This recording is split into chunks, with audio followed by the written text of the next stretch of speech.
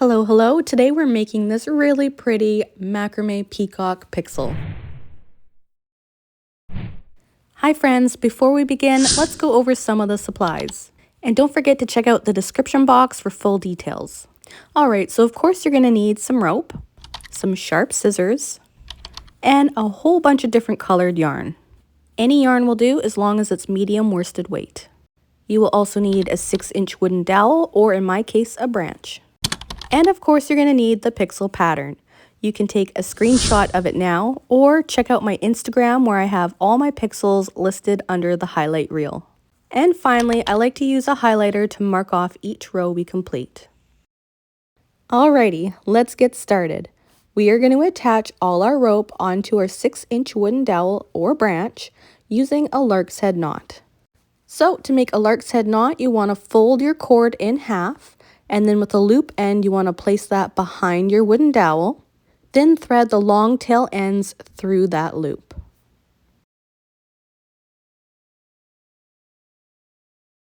Cinch up the slack, and that is how you tie a lark's head knot. Now let's go ahead and tie the rest. Alright, so you should have all 11 cords attached. We need 11 cords because folded in half, that makes 22, and we have 22 squares across our pattern. We are going to start tying our knots at the top left, working our way all the way towards the top right. Each square in our grid pattern represents a knot in that corresponding color. Alright, so let's start tying our knots. You're going to need a long strand of yarn. I like to work with 60 inches at a time, but don't worry too much about the exact length.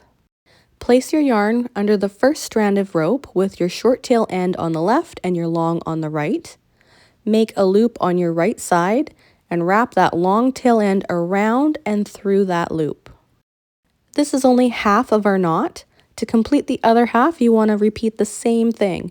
So make a loop on your right, wrap your long tail end around and through that loop. Cinch it up a little bit, but not too tight because you want to be able to slide your knot all the way to the very top just below your dowel. Then you can go ahead and make your adjustments. Alright, so the first knot always looks a little bit different, so I'm going to demonstrate the second. What you want to do is take the same strand of yarn, place it behind your next strand of rope, make a loop on your right, wrap it around and through the loop just like we did before, but this time you want to cinch it all the way up to the very top. Then repeat. You make your loop on your right, wrap it around, and cinch it up all the way to the top. Always adjust your knot before moving on to the next. Now this macrame pixel wall hanging is very beginner friendly because it only primarily uses this one knot, which is the vertical double half hitch knot. However, the larger the pixel pattern you have and the more colors you use, the more the difficulty level goes up. Alright, once you've completed your first row and you've gone all the way across to the very end, what I like to do is mark off each row we've completed with a highlighter. These types of macrame wall hangings take a long time to complete, so it's always good to mark off your spot. Alright, so we went all the way across on the first row. For our second row, we need to go back in the opposite direction. And as you can see on our second row, that's when we're going to add a new color. Sometimes I like to mark off where we switch color by flipping up that strand of rope.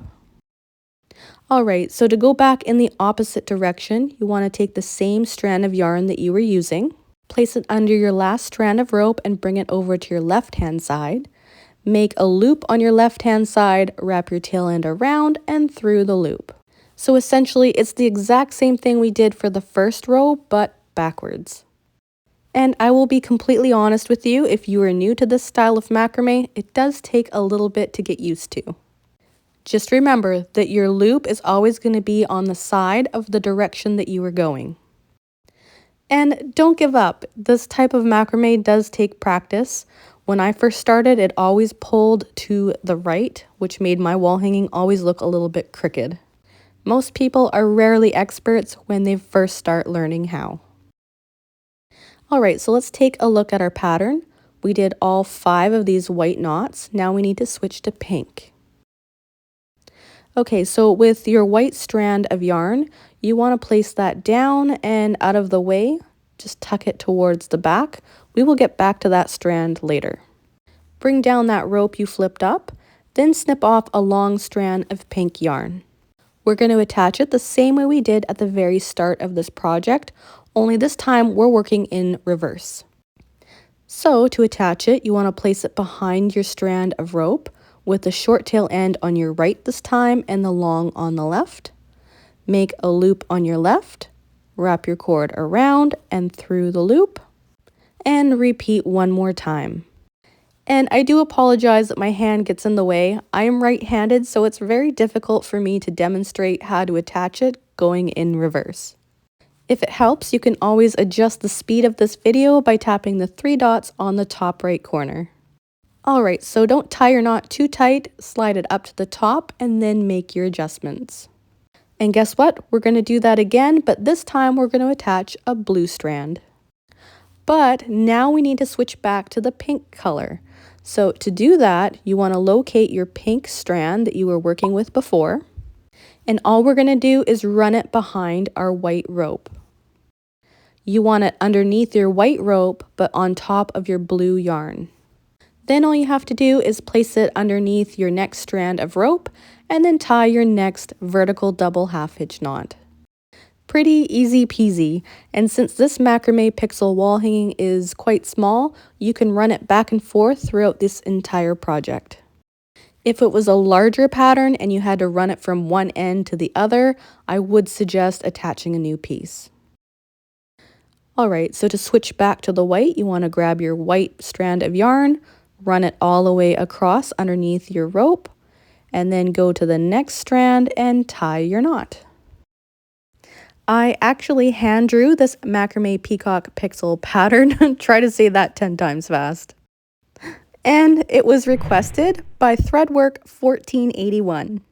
If you have a pattern request, feel free to drop it in the comments below. Alright, so for the third row, we're going back in the other direction. Aside from cleaning up the mess on the back of this wall hanging, which we're going to get to in just a minute, this is pretty much all there is to it to make a macrame pixel. We're going to zigzag our way all the way down the pattern. If you run out of length of your yarn, all you have to do is attach a new piece as if it was a different color. And like I said at the beginning, this is a very time-consuming project, so always remember to mark off your rows. Okay, so flip it over to the back side and let's clean up this mess. What I like to do is to grab 2 strands of yarn that are close together and tie just a simple double overhand knot. And then once you've tied your double overhand knot, I like to take my cute little scissors here and give it a trim. Then go ahead and find another 2 strands that are close together and tie another double overhand knot and snip it off, working your way all the way down the back.